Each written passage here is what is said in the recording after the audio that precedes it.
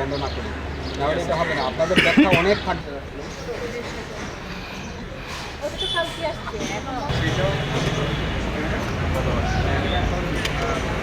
বন্ধ রাখবেন, আমরা সেখানে বন্ধ না করি, নাহলে এটা হবে না। আপনাদের ব্যাখ্যা অনেক থাকবে। তো এখানে ডিলার পয়েন্ট থেকেই আসলে বেশি দামে বিক্রি হচ্ছে বলে আমাদের কাছে স্পষ্টভাবে মনে হয়েছে। তারা 12 কেজির যে সিলিন্ডারটা সেটা তারা ডিলার পয়েন্ট থেকেই 1850 টাকা দরে বিক্রি করে, যদিও এটা নির্ধারিত মূল্য করা হয়েছে 1728 টাকা। তো কেন নিচ্ছে? ভোক্তা পর্যায়ে যেটা বিক্রি হওয়ার কথা 1728 টাকা, সেটা তারা এখান থেকে 1850 টাকা বিক্রি করছে। তারা কেন করছে এটার জন্য তারা কিছু কিছু বিষয় এখানে উত্থাপন করেছে, যেটা আসলে আগেই করার কথা ছিল। তারা এখানে উত্থাপন করলেন যে কোম্পানি তাদের থেকে এই 25 তারিখের পরে যে পণ্যগুলি 1 তারিখ পর্যন্ত বিক্রি করেছে, 1 তারিখে তাদেরকে মূল্য ধরে দিয়েছে, আগের রেটে দেয়নি।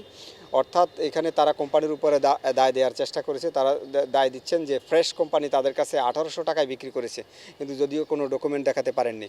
তো আরেকটা বললো যে আই গ্যাসটা তারা বিক্রি করছেন 1850 টাকা, কিন্তু এটা বললো যে আই গ্যাস কোম্পানি তাদেরকে দিয়েছে 1700 টাকায়। তো এখন 1800 টাকার জিনিসটা যদি তারা 1850 টাকা বিক্রি করে, তাহলে এটা পর্যায়ে, যদিও তদন্ত দাবি রাখে এখানে কি ঘটনা ঘটছে, কিন্তু 1700 টাকার পণ্যটা তারা 1850 টাকা বিক্রি ডিলার পয়েন্ট থেকে, এটা কোনোভাবেই আসলে কাম্য নয়। আর একটা বিষয় হচ্ছে, যদি কোম্পানি থেকে তারা আগেই বর্ধিত মূল্যে কিনতে বাধ্য হয়েছেন, এরকমটা হয়, তাহলে তারা কোম্পানির এই পণ্যটা বর্ধিত মূল্যে বাজারে না ছেড়ে দিয়ে তারা ভিতরে এটাকে এভাবে বাজারে ম্যানিপুলেশন না করে তাদের উচিত ছিল যথাযথ কর্তৃপক্ষের নিকট এই বিষয়ে অভিযোগ দাখিল করা। তখন কর্তৃপক্ষ বা সরকার এই বিষয়ে প্রয়োজনীয় ব্যবস্থা গ্রহণ করত।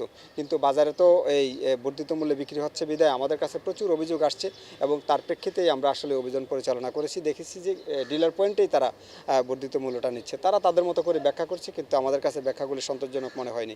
কোনো ব্যাখ্যাই সন্তোষজনক হবে না যদি এই রেটটা ভায়োলেট করে। 1728 টাকার রেট ভায়োলেট করা যাবে না। করলে অন্য কোনো ব্যাখ্যা আমাদের কাছে গ্রহণযোগ্য হবে না। আমরা আইনগত ব্যবস্থা গ্রহণ করব।